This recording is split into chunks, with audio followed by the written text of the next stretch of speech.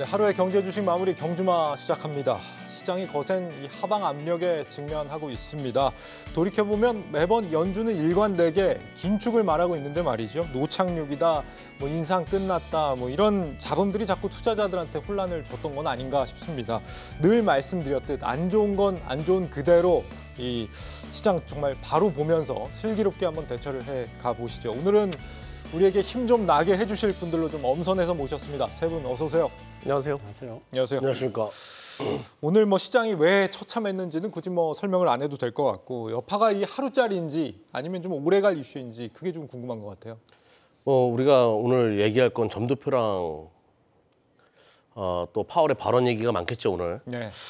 근데 이제 달러 인덱스를 가지고 한번 이야기해 보면 지난해에 있었던 달러 인덱스의 그 무서운 강세, 그 흐름은 전개될 가능성은 적어 보여요. 그리고 지금 나온 뉴스들은 어느 정도 우리가 예상할 수 있었던 가드 올린 상태에서의 악재인데 이 악재 가지고 추가 하락이 있을 경우에는 제한적일 가능성이 높습니다. 네. 근데 행여나 우리가 모르는 악재가 있을 수도 있거든요.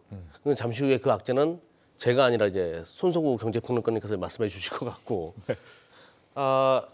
매번 우리가 이제 2012년도 제가 자꾸 떠올리는 게 있는데 네. 그때 다 좋았는데 뭐 셧다운 문제가 터진 적이 있었어요. 그런 또 복병이 하나 나오는 거 아니냐 이런 시각들도 있거든요. 왜 그러냐면 외국인들이 선물 매도를 단기간에 너무 많은 양을 이제 매도를 취하다 보니까 뭔가 있을 가능성이 높다 이렇게 시장에서 판단하는데 일단은 저는 그래요. 결론부터 제 생각의 결론부터 말씀드리면 네. 달러 인덱스는 그리고 뭐 금리 인상에 대한 긴축에 대한 그 우려감은 주가에 상당 부분 녹아져 있다. 행여나 근데 우리가 돌다리도 두들겨 보고 건너야 되는 것처럼 짚어보고 가야 될 것들이 조금 있으니까 네. 그 부분에 대한 논의가 더 심도 있게 있어야 되지 않냐. 이걸 먼저 말씀드리도록 하겠습니다. 그 부분을 이따가 한번 짚어보도록 네. 하고요. 이영훈 이사님 네. 어떠셨습니까? 뭐 오늘은 아침 시작할 때부터 그냥 멍한 상태에서 시작을 했고요. 네. 그다음에 이제 멍한 상태로 끝이 났는데 오후 들어가지고 조금 생각을 정리해 보니까 오늘 지금 보면은 외국인들이 매도를 하기는 했는데 선물 쪽에서 한 1조 1,500억 정도 매도하고 현물은 코스피 같은 경우는 한 600억, 700억, 669억 정도 매도한 걸로 잡혀 있고요. 네. 기관 쪽에서 보면은 이제 반대로 선물을 한 7천억 이상 매수하고 네. 그다음에 이제 현물을 대량으로 매도를 쳤어요. 그 결국은 프로그램 매매였었다라는 거고요. 외국인들이 지금 걸어놓은 거는 약 일종의 지금 오늘 시장에 대한 리스크 관리 해지성이라고 저는 지금 보고 있습니다. 선물 매도 부분은 이후에 지금 이제 미국 증시의 어떤 향방이라든지 뭐 달러 인덱스라든지 이런 부분들이 어떻게 움직이느냐에 따라서 좀 달라지긴 할 것 같은데 네. 지금 당장에는 뭐 크게 막 변화를 주는 것보다는 좀 시장을 좀 지켜보면서 그 다음을 좀 준비해야 되는 시간이 아닌가 하는 생각을 해봤습니다. 아직은 좀 지켜보자. 평론가님은요? 네. 오늘 장은 뭐 다 비슷한 것 같습니다. 다른 설명이 뭐 필요할까 싶어요. 매파적으로 돌변한 연준과 파월의 후폭풍을 잘 맞았다라고 보여지고요. 사실 그동안 시장의 기대는 살색 금리 인상은 끝났다. 그래서 연준이 경기를 서서히 연착륙시키면서 인하 시점을 찾는 수수께끼를 그럼 푸는 과정이었다라고 봤는데 오늘 파월이 무슨 소리냐 아직 멀었어라고 으름장을 한번 제대로 내놓은 격이 아닌가 싶어요. 그러니까 투자자들의 어떤 그런 기대치를 꺾어놨다는 게 투심을 휘청거리게 만든 요인이 아닌가 싶습니다. 오늘 보니까 하단에서 좀 매수하려는 개인분들이 좀 많이 계셨던 것 같고 한 7천억 정도 매수가 들어왔던 것 같은데 이분들의 판단은 잘한 선택이라고 봐야 되나요? 저는 일단은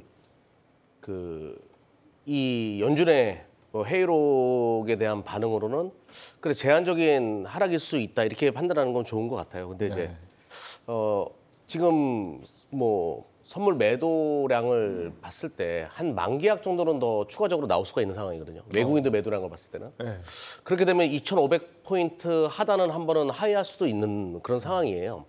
근데 그 정도 수준에서는 이제 어느 정도 선물 매수했던 물량에 대한 청산이 이루어지는 부분이 있기 때문에 거기서는 뭐 수급상으로는 한번 접근해 볼 수 있는 구간이니까 오늘 2,514포인트에서 마무리됐으니까 추가 하락은 제한적인 건 맞거든요.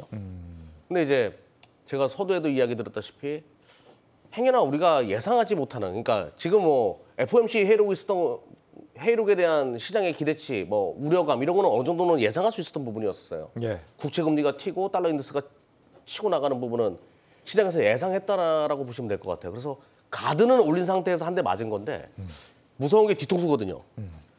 뒤통수가 하나 나올 수도 있지 않냐 이런 의견들도 있거든요.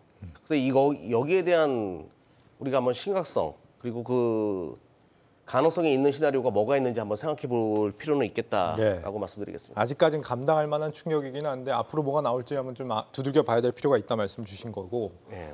평론가님 지금 새벽에 파월 발언 이후에 미국 국채 금리가요. 네.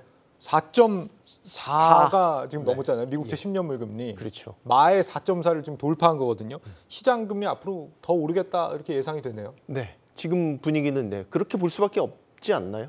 오늘 일단 파월이 강력한 시장 경고 메시지를 내놨고 그에 네. 따라서 10년물 국채 금리도 출렁인 부분이 있는 거고 특히 이제 4.4 아까 말씀하신 심리적인 어떤 선을 넘은 것이기 때문에 당분간 이런 충격은 계속 가지 않을까. 그리고 이제 지금 미 국채에 대한 수요도 부족한 상황이라고 가정을 한다면 뭐 중국이나 일본이 그만큼 국채를 많이 사주지 않는 이런 환경이라고 본다면 뭐 금리 상단을 어디까지 열어놔야 되는지는 뭐 전문가들 뭐 4.8 이야기도 나오던데 이 충격은 계속 가면서 금리는 네. 윗꼬리로 향하고 있다 이렇게 볼 수밖에 없을 것 같습니다. 지금 국채 금리가 오르면서요. 이달 들어서 미국의 이 30년 만기 주택담보대출 금리를 봤더니 7% 위로 지금 급상승 중입니다. 평균 7%대예요. 이게 2001년 당시에 이제 7% 한번 올라가고 22년 만에 또 7%가 나온 건데 이러면 당연히 뭐 은행 부실도 나올 수 있고 경기에는 굉장히 악영향을 주지 않을까요? 네, 실물 경기 특히 이제 미국은 주택 경기가 뭐 인플레이션에도 그렇지만 성장률 저변에 깔려져 있는 부분이기 때문에 네. 문제가 상당히 이제 심각해질 수 있다고 보고 특히 이제 지난 3월에 지역은행 사태가 터진 이후로 수면 아래로 가라앉아 있었던 그 은행들의 신용 리스크, 신용 경색에 대한 부분이 서서히 연준도 회의 테이블 위에 올려놓고 본격적으로 금리 결정을 하는 데 있어서 변수로 놓고 따지기 시작했다라고 볼 수 있는 부분인 거죠. 네. 왜냐하면 저금리 기간에 이제 집주인들이 무리하게 투자를 했던 대출을 받아서 무리하게 투자를 했던 상당 부분이 지역은행들로부터 나온 대출금이고 그거를 이제 리파이낸싱하는 과정들이 만기가 돌아오는 것들이 있는데 이것들 금리가 이렇게 올라가 버리니까 어떤 집주인들이 버틸 수 있겠냐? 결국에는 뭐 눈물을 머금고 싼 가격에 팔거나 아니면 정말로 간신히 버텨가는 이런 살얼음판 위를 걷고 있는 형국인데 말씀하신 대로 이 7%까지 올라가 버린다면. 견디기 힘든 수준까지 갔다고 봐야죠. 이렇게 되면 실물 경제에도 상당히 충격이 있을 거라고 봅니다. 네. 그럼 평론가님한테 여쭤보고 싶은 게 네. 그러면 이제 주택담보대출이 7% 정도 올라가게 되면 렌탈 비용이 안정화되지 않을까요? 그래서 근원 물가가 안정화되는 효과. 그 얘기는 세입자한테 전가하는 부분을 말씀하시는 건가요? 네, 그러니까 이제 우리가 그 CPI나 근원 물가 얘기할 때 네. 렌탈 비용, 주택 렌탈 비용에 대한 부담감이 커진다 뭐 이런 얘기 많이 하잖아요. 네, 네. 그러면 이제 물가가 CPI가 안정화되거나 이제 물가가 안정화되기 시작하면서 뭐 연준의 정책에 또 지금까지 흐름 말씀하신 대로 이제 근원 물가가 하향 안정 기조로 가는 거는 크게 이제 자동차 중고차 가격이라든지 그다음에 주거 비용이 낮아지는 거에 대한 기인하는 거 있는데 네. 말씀하신 대로 금리가 이렇게 올라간 거를 만약에 집주인들이 예. 세입자들한테 전가를 하기 시작한다면 그건 또 다른 얘기가 될 수 또 있고 다른 문제가 되겠네요, 진짜. 그럼 또 CPI를 자극할 수 있는 여지도 있겠죠. 근데 국채 금리가 이렇게 높다는 거는 국채를 많이 발행을 하는데 뭐 이게 수요가 그만큼 안 받쳐준다는 거잖아요. 지금 국채 수익률이 이렇게 높은데 왜 국채를 안 사는 걸까? 시중에 뭐 유동성도 굉장히 많다 그랬는데 이유가 뭔 거예요, 지금? 큰 손인 중국이랑 일본이 지금 쉽사리 움직일 수 없는 상황이기 때문이라고 1차적으로는 봐요. 그러니까 중국은 오히려 요즘에 자국 문제 때문에 미 국채를 매도하는 경향이 강한 거고 최근에 고위급 협상을 통해서 어젠다로 올라왔던 거라고 저희가 보는 게 미 국채를 앞으로 3분기에도 대량으로 발행할 예정이니 미 국채를 좀 사달라라는 요구를 했었을 거라고 저희가 예상을 하는 거고 네. 올 초만 해도 일본이 그 역할을 좀 어느 정도 대신 해줬었는데 최근 들어서 아시겠지만 일본 중앙은행에서 정책 변화를 계속 시사하는 발언들을 했잖아요. 예. 그러니까 미국으로서는 사실 미 국채를 어디다가 내놓고 계속해서 팔아야 돼야 그 수요를 충족하게 되는 건데 그 구멍들이 점차 좁아지고 있는 그런 상황인 거죠.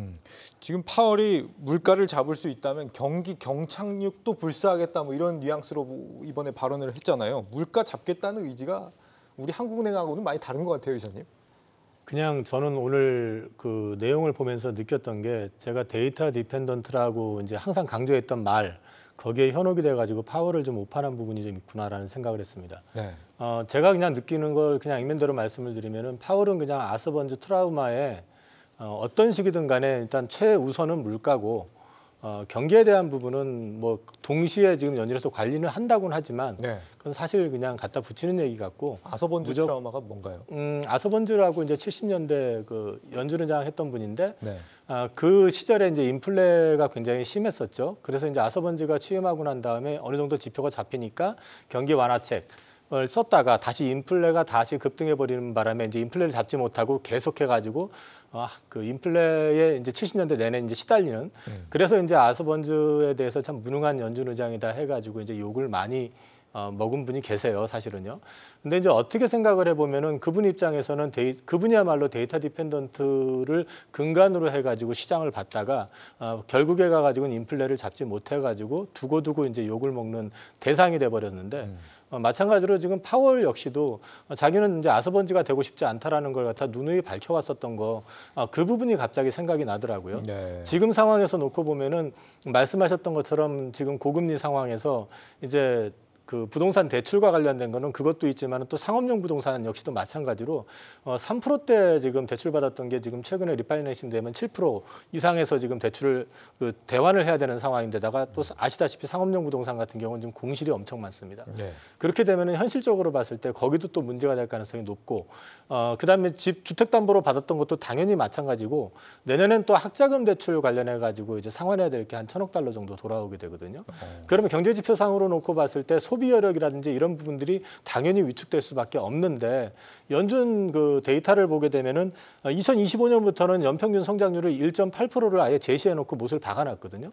1.8%라고 하면은 우리나라가 지금 그 예상하고 있는 경제 성장률 지금 OECD인가요? 그 1.5%예요, 우리나라가. 그럼 우리나라보다 더 고성장을 계속해 가지고 25년 이후 지속될 거라고 지금 예상을 할 정도니까 네.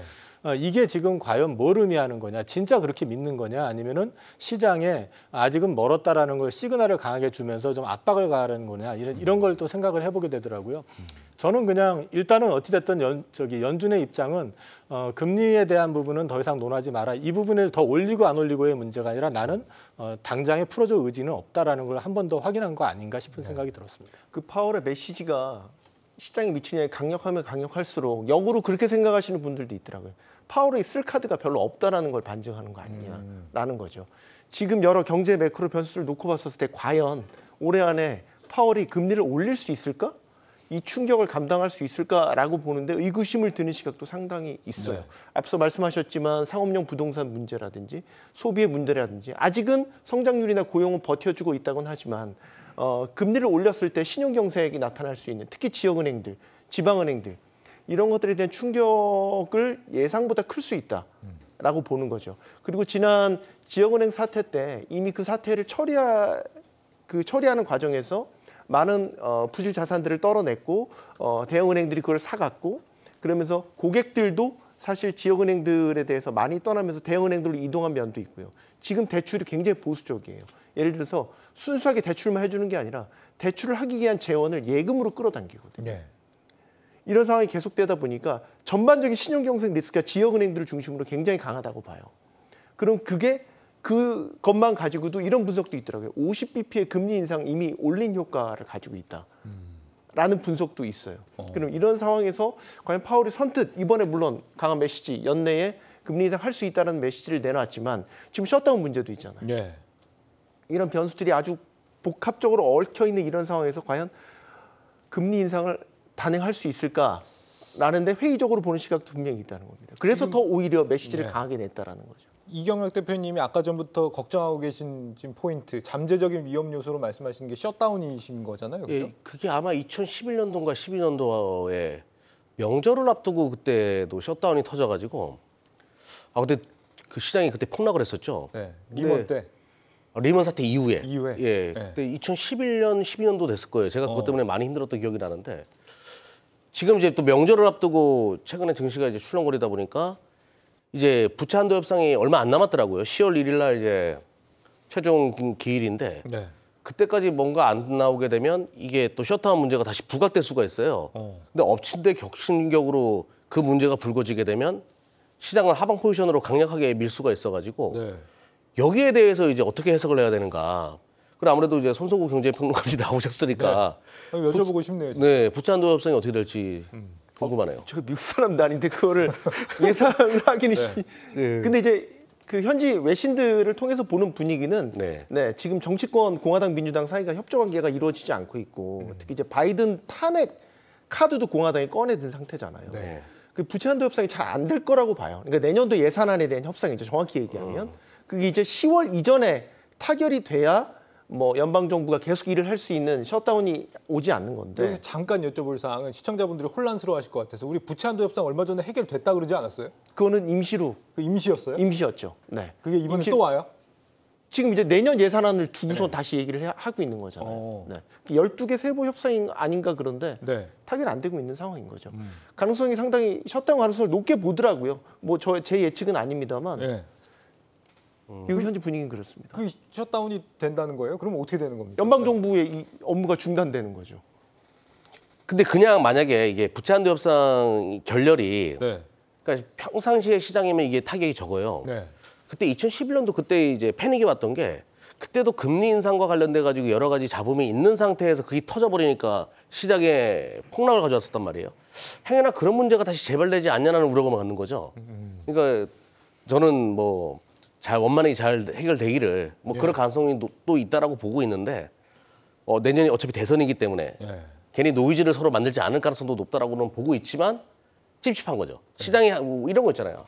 시장이 떨어지게 되니까 별의별 상상을 다 하게 되고 어게인 2011년 뭐 이런 이제 기억이 떠오르는 거니까 이것도 우리가 예의주시해야 되는 하나의 리스크 요소니까 좀 볼 필요가 있다. 이게 그 사실은 국채 금리하고 저는 긴밀하게 관련이 있다고 보는 게 결국에는 지금 국채 금리가 막 올라가는 게 이 미국의 부채를 찍어내려고 하다 보니까 그 국채를 발행을 해야 되는데 사줄 사람이 없어서 생기는 거잖아요.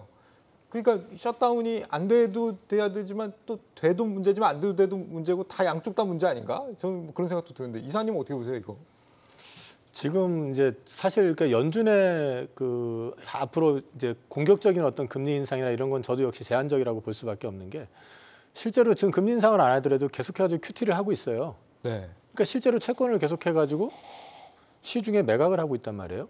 자기네들이 연준이 보유하고 있는 걸. 그 돈을 계속 흡수하고 있는 상황이거든요. 그래서 지금 금리 인상 효과는 이미 어느 정도 나오고 있는 상황이기 때문에 시장에 이제 경각심을 주려고 했던 것 같은데 이게 이제 요거하고 맞물려 가지고 좀 묘하게 좀 돌아가는 부분이 분명히 있고 금리 지금 시중 금리 움직이는 건 말씀하신 것처럼 수급의 문제가 가장 크죠. 지금 상황에서는. 네. 수급의 문제가 가장 큰데 이 부분에 있어서 가지고 지금 미국도 사실 딜레마 아닌 딜레마에 빠진 거고 이 부분을 어떻게 풀어나갈 것인지에 대한 거는 근데 이제 그런 건 있는 것 같아요. 정치인들이 항상 보면 이렇게 이제 대립을 극단적으로 하다가 이렇게 결렬이 돼가지고 셧다운이 나오고 막 이래가지고 난리가 한번 나면은 이제 신변의 위협을 받을 정도로 이제 좀 격해지는 분위기들이 많이 나왔었어요. 미국이 실제로 그때. 네. 그러면 또 은근슬쩍 또 다시 이제 합의를 하고 했었기 때문에 과거 경험상으로 놓고 봤을 때 이게 이제 셧다운이 안 되라는 보장은 없지만 그게 또 그렇게 오래 가지는 또 않을 것 같다라는 생각이 개인적인 생각입니다. 예.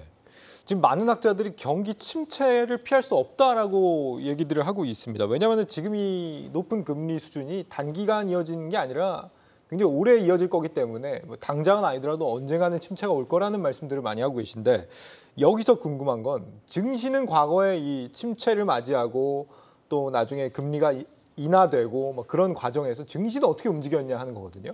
혹시 뭐 아시는 바가 있으세요, 평론가님? 제가 좀 조사를 했는데 네. 일단은 금리가 인상이 되고 그 기간이 끝나고 이제 금리 인하 시점까지 가는데 평균 기간을 봤더니 9개월 정도가 걸린대요. 네. 그럼 우리로 만약에 따진다면 올해 만약에 금리 인상이 더 이상 연준을 하지 않는다고 가정을 해보면 지금 9월까지 동결을 했죠. 네. 동결을 했으니까 9개월 더 해보면 내년 하반기 정도에 이제 금리 인하가 시작된다라고 뭐 크게 보면 볼 수 있겠죠. 네. 그 기간 동안 S&P 500의 상승률이 나타났었고 금리 인하가 시작되고 나서는 오히려 증시가 하락을 했는데 그 뒤에 6개월의 평균 상승률을 보니까 또 올랐다라는 역사적 통계는 있어요. 통계는 있어요. 그러니까 인하가 시작되기 전까지는 좀 상승을 하는군요. 그렇죠. 오히려 상승을 했었고 역사적으로 본다면. 네. 근데 이제 그거를 지금 상황에서도 곧바로 대입할 수 있겠냐라는 거는 좀 다른 시각도 있더라고요. 왜냐하면 지금 이미 주가는 특히 S&P 500 같은 경우는 많이 비싸져 있기 때문에 상반기에 랠리를 통해서 많이 비싸져 있기 때문에 그걸 곧바로 대입할 수 있겠냐 이거는 또 의구심이 있더라고요. 네. 연준이 특히 이제 파월 의장 같은 경우가 이게 만약에 또 이제 주가 급등 상황이 나오게 돼가지고 자산이 이제 좀 상승하는 그런 그림이 나오면 또 인플레를 우려할 가능성이 또 있어요. 네. 그렇기 때문에 이제 어느 정도 일정 구간에서 계속 크게 올라가지도 않고 크게 빠지지도 않기를 원하는 게 지금 연준의 입장이 아닌가 하는 생각도 잠깐 듭니다. 네. 제가 정확하게 말씀드릴게요. 이게 미국 금융조사기관 CFRA의 분석인데요. 연준이 마지막 금리 인상 후에 평균 9개월 동안 금리를 인하하는 경향이 나타났다. 그리고 S&P 500 같은 경우는 금리를 인하한 후에 6개월 동안 평균 수익률을 봤더니 6.5% 상승한 것으로 나타났다. 그렇군요. 이게 정확한 분석 결과입니다. 예.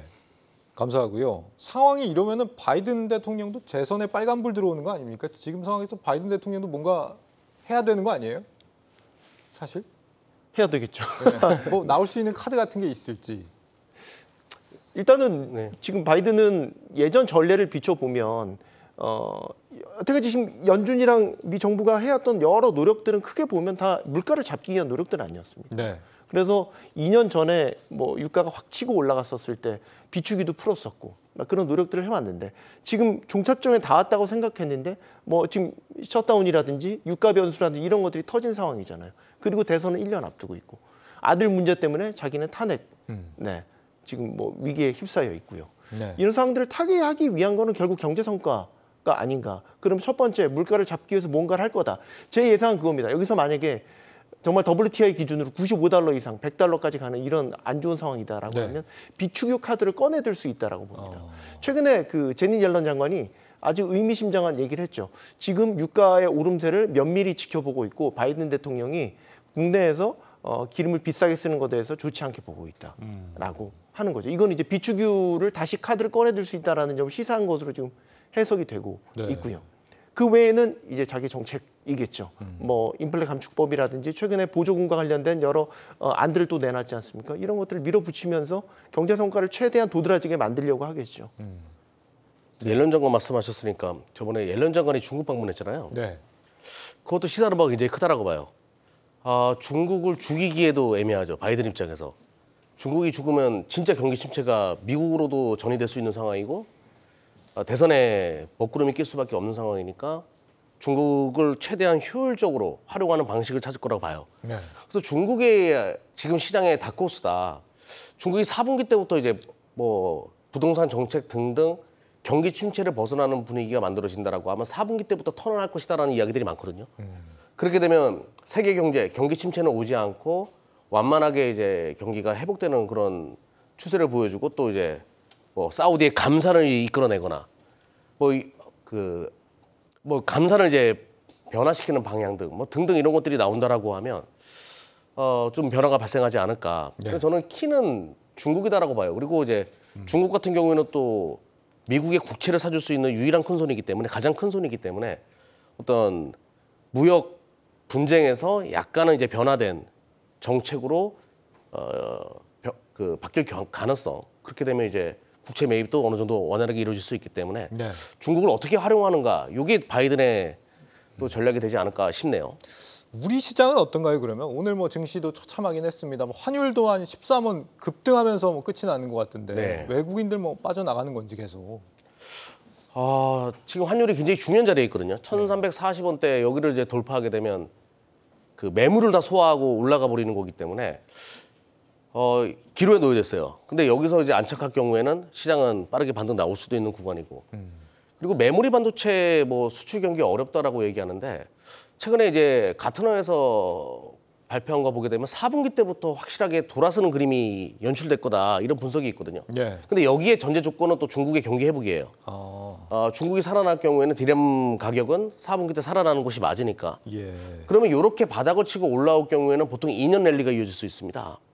그러면 여기에 이제 AI 데이터 센터의 확립과 뭐 등등 이제 갖다 붙일 것들이 많거든요. 예. 그러니까 새로운 디램의 수요처가 발생해가지고 디램이 2년 동안 안정화된다라고 하면 증시에는 굉장히 훈풍이 될 수 있죠. 그러면 지금 자리는 상방과 하방 사이에서 정확하게 기로에 놓여져 있는 자리라 가지고 반도체 그 자체로만 봤을 때는 매수타점이 많거든요. 근데 이제 셧다운과 뭐 어떤 돌발적인 악재가 있을 수도 있으니까 좀 조심스럽게 접근을 해야 되겠지만 반도체나 대한민국 지수랑 연결될 수 있는 삼성과 SK 하이닉스는 정확하게 매수타점에 들어가 있는 거 맞아요. 오히려. 예. 그런 관점으로 봤을 때는 요게 잘 넘어간다라고 하면 또 좋은 매수 기회가 지나갔다. 이렇게 또 보시면 될 것 같습니다. 네, 그 반도체 이따가 좀 더 여쭤보고요. 그래서 오늘 시장이 어떻게 반응했는지를 좀 하나씩 좀 살펴보면요. AI, 로봇, 바이오, 네이버, 카카오 주로 우리가 이제 성장주라고 언급되는 것들이 대부분 낙폭이 컸습니다. 금리가 오르면 그만큼 좀 부담을 많이 갖는 업종이다 이렇게 봐야 될까요? 일단 금리하고 직결이 돼 있는 업종들이고요. 네. 뭐 최근에 또 주가들이 상승폭이 컸었던 또 업종들이잖아요. 그러니까 당연히 이제 영향을 받은 건 당연하다고 보는데 사실 이제 시장이 한편으로 보면은 조금 너무 예민하게 반응하는 측면도 분명히 있는 것 같아요. 그게 무슨 얘기냐면은 예를 들어 가지고 지금 사실 시장이 가장 크게 충격을 받았던 거는 내년에 금리를 4번 정도 인하할 것이다라고 기대를 했었는데 예. 지금 이제 기대치가 2번으로 줄어버리면서 내년도 평균 금리가 기준 금리가 5%대 이상에 있는 거 아니냐. 그럼 소위 말해서 이제 긴축의 강도가 더 오래 갈 것 같다라는 이제 그 두려움 때문인데요. 사실 계속 말씀을 드렸지만은 이게 미국의 연준이 선제적으로 경기를 먼저 생각을 해가지고 금리를 내렸던 적은 한 번도 없는 걸로 알고 있습니다. 그 실제로 90년대 한 번인가 그린스펀인가 그 연준 의장이 한 번 그랬던 적이 있고 그 나머지는 뭔가 문제가 생기고 나서 대부분 다 내렸었거든요. 그래서 네. 시장이 너무 좀 앞서 나간 측면을 조정하는 과정이라고 보는 거고 또 뒤집어 놓고 얘기하면 이런 성장주 쪽으로 최근에 돈이 많이 몰려 있었기 때문에 이게 이쪽이 항상 문제가 되는 건 돈을 못 벌기 때문에 돈을 항상 외부 조달을 해가지고 이제 사업을 하다 보니까 이제 고금리면은 문제가 커질 수 있다 이렇게 우려를 하는 건데 이미 고금리 상태인 거예요 지금은요. 예. 그러니까 이게 좀 심리적인 영향도 좀 있는 것 같고 뭐 이게 앞으로 계속해가지고 이쪽이 어려워질 것이냐라고 물어보신다고 그러면 저는 그럴 것 같지는 않습니다. 예. 2차 전지 쪽도 오늘 영락없이 빠졌는데 에코프로만 빼고요. 2차 전지 쪽은 악재가 또 터진 게 있습니다. 그러니까 영국이 내연기관 자동차의 판매 기간을 종전보다 5년 더 연장을 하겠다 이렇게 밝힌 거예요. 기존에 2030년에는 판매 금지시킨다고 하다가 뭐 안 되겠다 싶었나 봐요. 그러니까 2차 전지주들이 최근 들어서 뭐 가격에 대한 이제 조정폭도 있었지만 네. 주변 환경들이 계속해서 안 좋아지는 건 전기차 시장의 1차 성장세가 끝났다라는 일단 기본적인 인프라 악재가 있는 거고요. 네. 여기에 이제 유럽이 계속해서 장벽을 세워가고 있다라는 게 우려가 되는 거죠.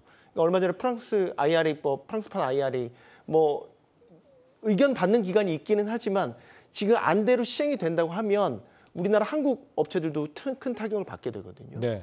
뭐 그렇게 되면 일단 1차적인 2차 전지에도 타격이 미친다라고 봐야 되고 이번에 영국 같은 경우는 이제 내연기관차에 대한 스케줄을 이제 그 중단 시점을 뒤로 미룬다, 5년 뒤로 미룬다라는 거 아닙니까? 그러면 지금 전기차 스케줄에 대한 스케줄링 자체를 뒤로 미룬다라는 얘기가 되는 거고 지금 프랑스, 영국이 나왔지만 또 다른 유럽에서 어떤 장벽을 세울지 모른다는 거죠. 그러니까 환경이나 이런 규제 기조 자체가 우리한테 유리하게 돌아가지 않고 있다라는 점, 이런 점들이 계속해서 2차 전지주들에 대한 그 압박을 하고 있는 것이 아닌가라고 보입니다. 예. 옛날에 이제 2차 전지가 처음에 상승하기 시작한 게 폭스바겐의 디젤 게이트 때문이었어요. 예. 그러면서 이제 유럽 연합에서 환경 문제와 전기차 이거를 이제 최고의 화두로 이제 내세웠고 지금 그것이 연속적으로 발생하다가 영국의 이런 태도 합당한 이유가 있다라고 봐요. 어떤? 뭐 이제 인플레이션을 야기시킨다 전기세가 뭐 이런 이야기도 있는데 중요한 건 이제 독일이 주요한 사례였다라고 보거든요. 독일이 지금 불경기에 접어들었습니다. 예. 내연기관 차량에서 전기차로 넘어가게 되니까 또 최대 자동차 소비 대국인 중국은 전기차로 판때기를 다 바꿔가지고 자기네 차를 소비해버려요. 독일의 수출, 독일이 우리랑 비슷하거든요. 수출이 40% 이상이다. 수출로 먹고 사는 국가인데 타격이 입을 수밖에 없으니까. 그럼 비단 영국도 마찬가지고 유럽의 많은 국가들도 마찬가지의 논리라는 거죠. 그러면서 이제 전기차 시대가 우리한테 그렇게 득이 되진 않는구나 경제적으로.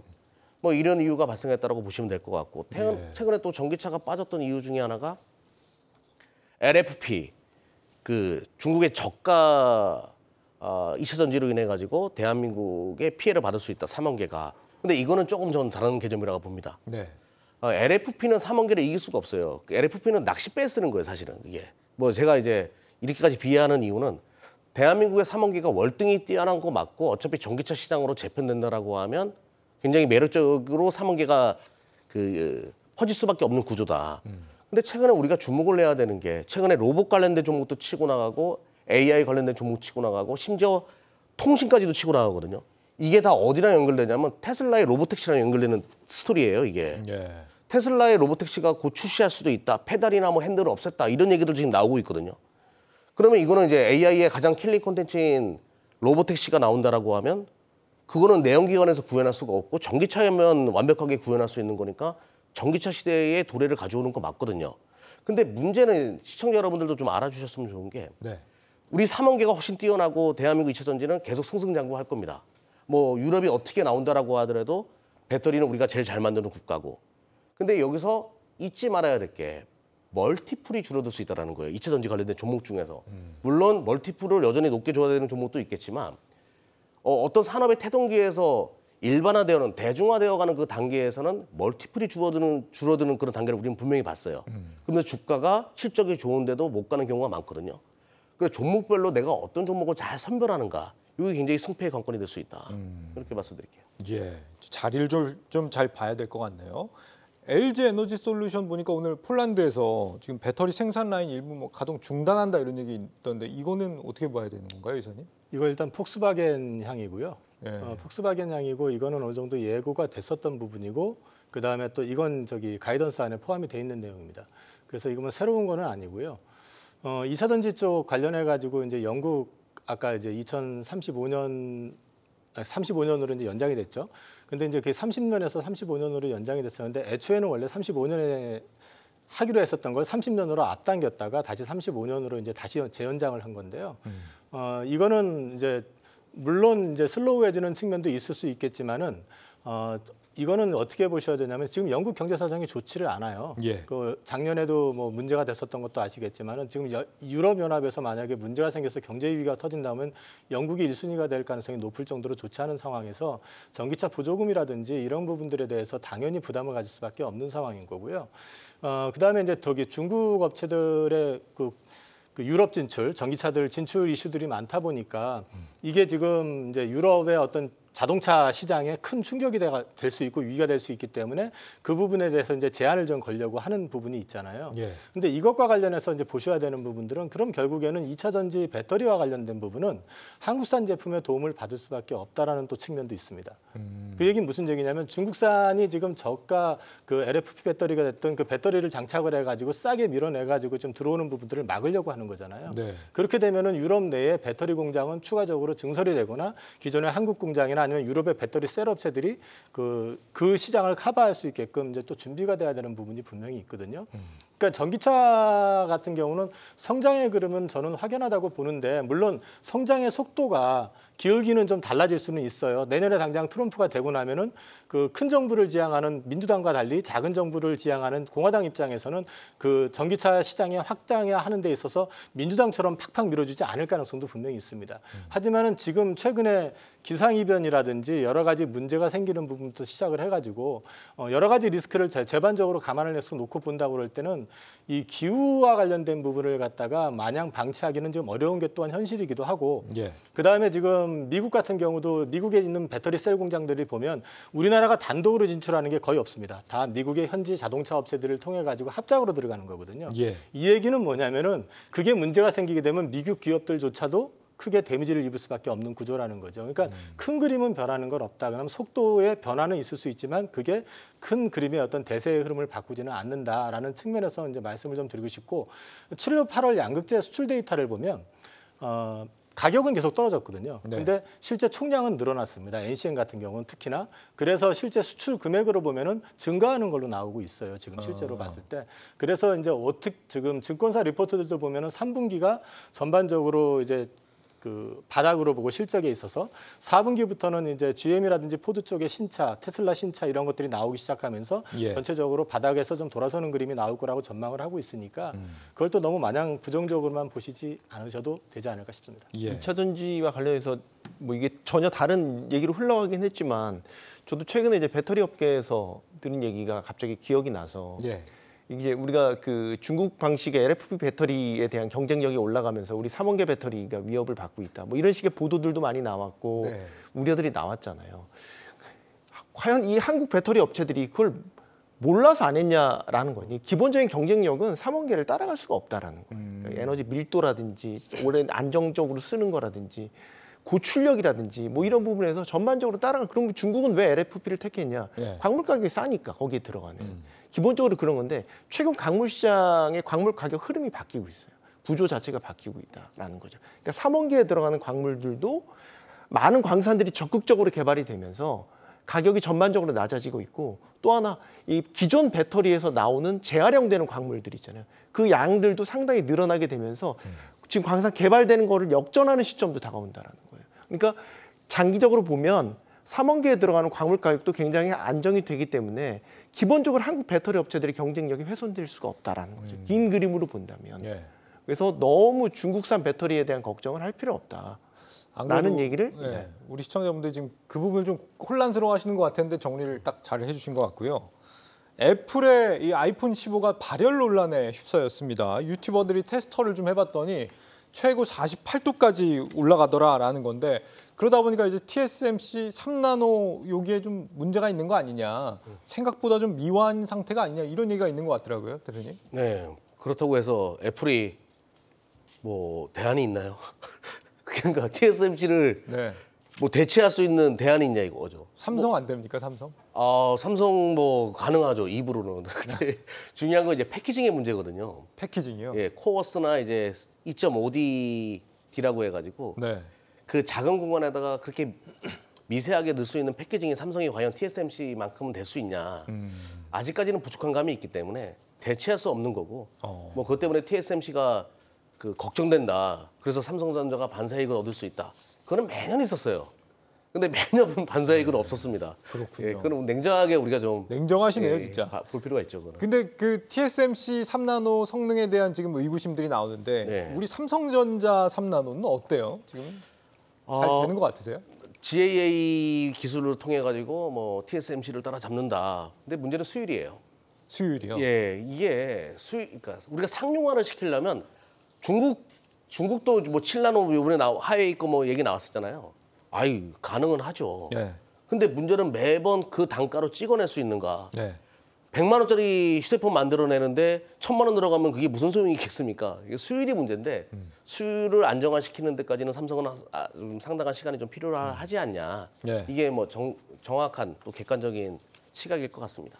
자, 파운드리는 그렇고요. 지금 메모리 반도체 같은 경우는 9월 들어서 20일까지 데이터가 나왔는데 반도체 수출 데이터가 전년비로 그다지 이렇게 개선이 안 된 걸로 나왔거든요. 근데 예. 계속 감산하고 있잖아요, 지금. 네, 근데 뭐 말씀하시는 것처럼 4분기에는 좋아질 거다. 뭐 이런 증권가의 시각들은 계속 있으니까 뭐가 맞는 건지 대체. 리서치 기관 그 대만에 있는 디레믹스체인지라든지 트렌드포스라든지 이런 쪽도 계속해서 얘기하는 게 3분기 말 기준으로 했을 때 수요 공급보다 수요가 한 7% 정도 더 많아질 거다.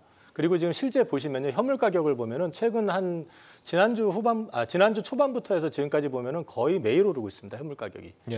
그러니까 특히 이제 오히려 지금 감산의 폭을 늘리고 있다고 하는 낸드 가격이 또 많이 올라가고 있어요.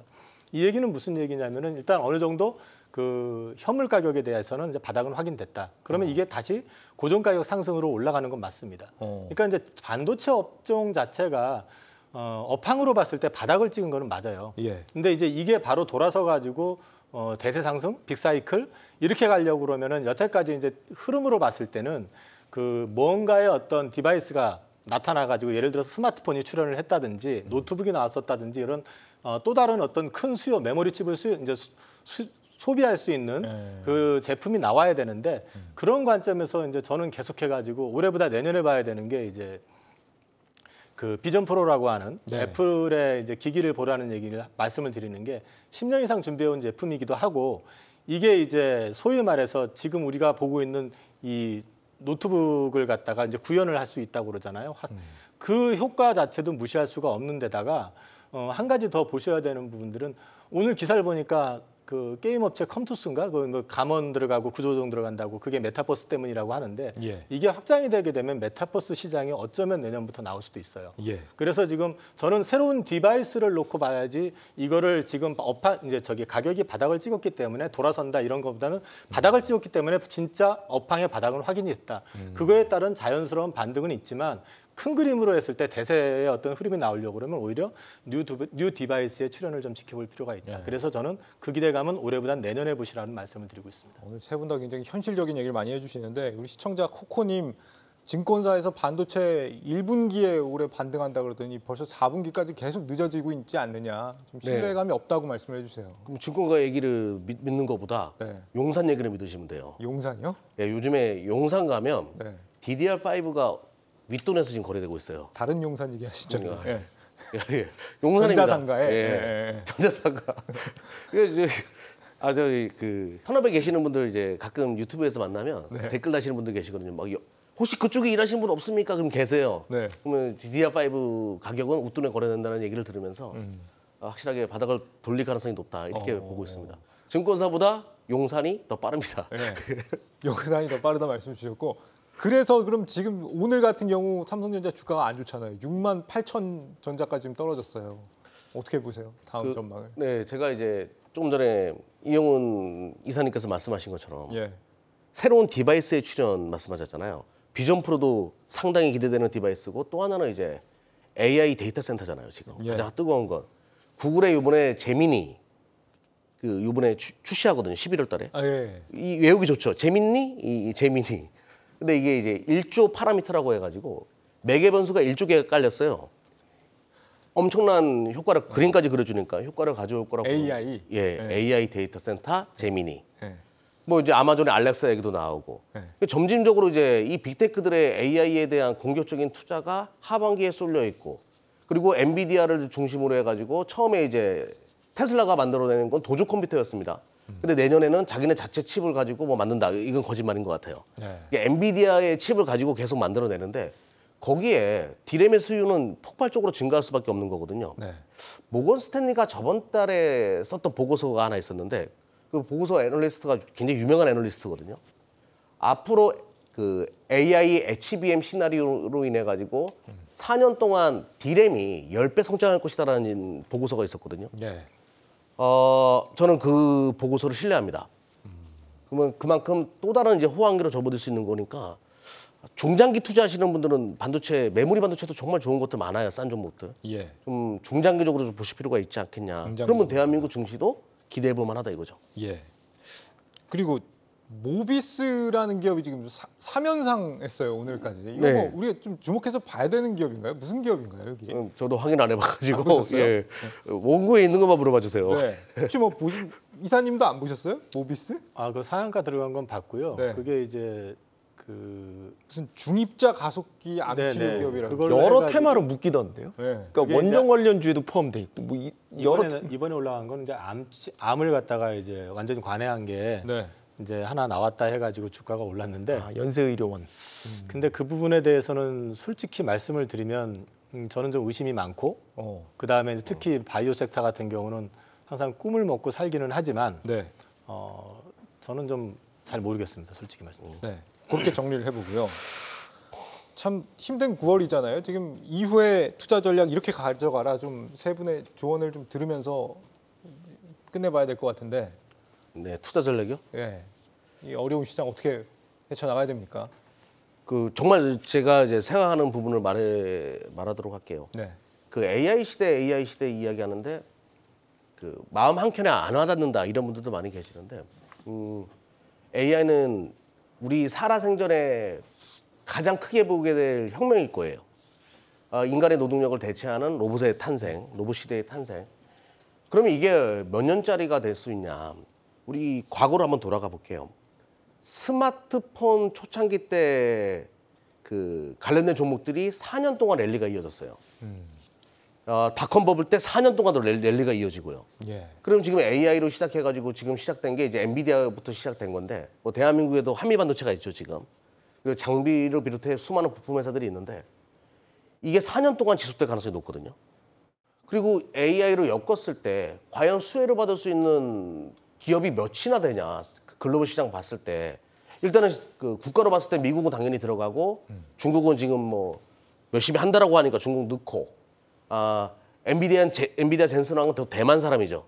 TSMC 있으니까 대만 넣고 팹리스 강국 이스라엘 넣고 그리고 데이터 센터의 절반은 메모리 반도체가 차지하는 거니까 대한민국 넣고 이 5개 국가밖에 없어요. 예. 그러면 대한민국 증시가 정말 매력적인 증시로 보일 수밖에 없는 거예요.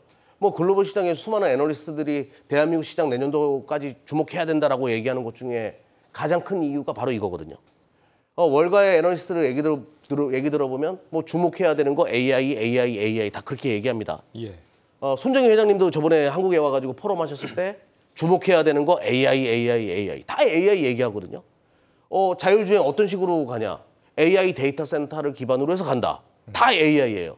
그러면 대한민국이 여기에 최대 수혜 국가가 될 수밖에 없기 때문에 그와 관련된 IT 소부장 쪽에서 부품 소재가 좋아요. 사실은 장비보다는 네. 이쪽에서 한 4년 투자하겠다는 생각으로 종목을 선별하셔가지고 여기에 삼성전자, SK하이닉스 들어갑니다. 그런 관점으로 좀 보셨으면 좋겠어요.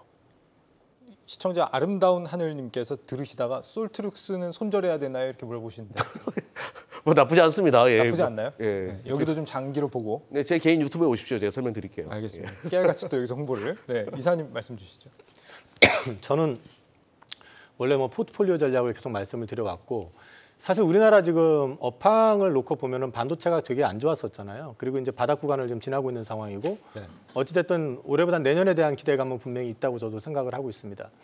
그리고 이제 반도체가 워낙에 우리나라 산업에서 차지하고 있는 비중이 크다 보니까 경제적으로 봤을 땐 뭐 수출 데이터라든지 이런 부분들이 마이너스가 나오는 건 당연했었던 건데 이거 역시 바닥에서 돌아서게 되면은 이쪽에서 플러스가 나오게 된다고 하면은 그 다음을 놓고 이제 우리나라 그 업종을 좀 살펴보면요.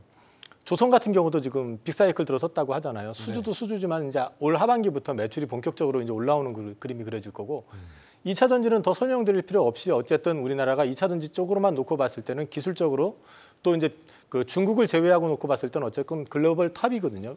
그 미국 시장은 중국 업체들이 거의 들어가기가 불가능하게끔 지금 상황이 구조적으로 갖춰져 있는 상황이기 때문에 예. 성장의 그림이 확연하다라는 거고 그다음에 이제 또 말씀드릴 수 있는 건 방산 같은 경우만 해도 조그맣던 그 변방의 국가였었지만 이번에 러우 전쟁을 이슈로 해가지고 보면 우리나라 방산 제품에 대한 수요라든가 이런 게 계속 커지고 있는 상황이고 이와 관련된 것들은 여러 가지 자료들이 있으니까 보시면은 충분히 감당이 되실 거고 바이오는 뭐 피할 수 없는 자리고 그러니까 저는 그 반도체만 어느 정도 자리를 잡아주고 돌아서는 그림이 확연하다 그러면 한국한테는 어떻게 보면은 제2의 도약기가 될 수 있는 시즌이라고 봅니다 지금 사실. 근데 문제는 우리가 글로벌 경제에서 또 시장을 주도하고 있는 입장은 아니잖아요. 네. 결국 기축통화국의 어떤 방향에 따라서 많이 좌우가 되다 보니까 이제 그 풍랑에 좀 흔들리고 있는 부분이 있지만은 저는 그 미국이 크게 망가지지만 않는다면은 큰 그림에서 봤을 때 우리나라의 어떤 방향성 자체는 지금보다 더 좋았던 때가 있었나? 자동차 같은 경우도 실제로 보면은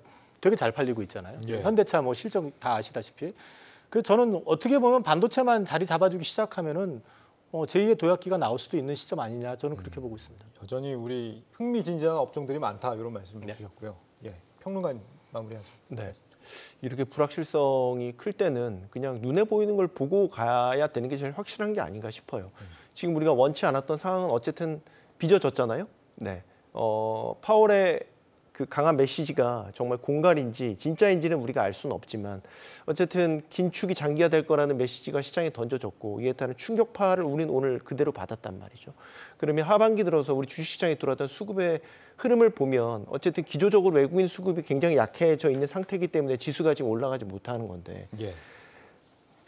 우려되는 건 이런 거죠. 아까 반도체 얘기하셨으니까 외국인 수급이 기조적으로 약한데 반도체는 그래도 꾸준히 산단 말이죠. 뭐 삼성전자 같은 주식을 예로 든다면 그러면 이런 삼성전자 같은 주식은 그래도 버티는데 이런 것들 때문에 지수 자체는 크게 떨어지지 않더라도 다른 개별 종목들은 별로 수익률이 좋지 않은 이런 장들이 펼쳐질 수 있고 이런 것들은 개인 투자자들 입장에서는 참 좋지 않은 시나리오로 가고 있다라고 보여지고 성장주도 마찬가지로 이런 고레벨의 상황에서 이게 계속 유지된다라고 한다면 할인율이 높아지는 거니까 기본적으로 버틸 수 있는 여력은 떨어진다라고 봐야 되겠죠. 그래서 이런 시기에는 눈에 보이는 게 가장 정답이 아닐까. 종목도 최대한 압축을 해서 소위 진짜 좋다라는 종목들로 선별을 해야 될 것 같고 이런 시점에서 밸류는 별로 중요하지 않을 것 같고 정말 분기 성장이 20-30% 막 두 자릿수씩 나오는 그런 게 강하게 전망이 되는 이런 것들로 종목을 좀 선별하고 압축해서 투자를 고려해야 되지 않을까라고 네. 네. 조언이라면 조언을 드리겠습니다. 알겠습니다.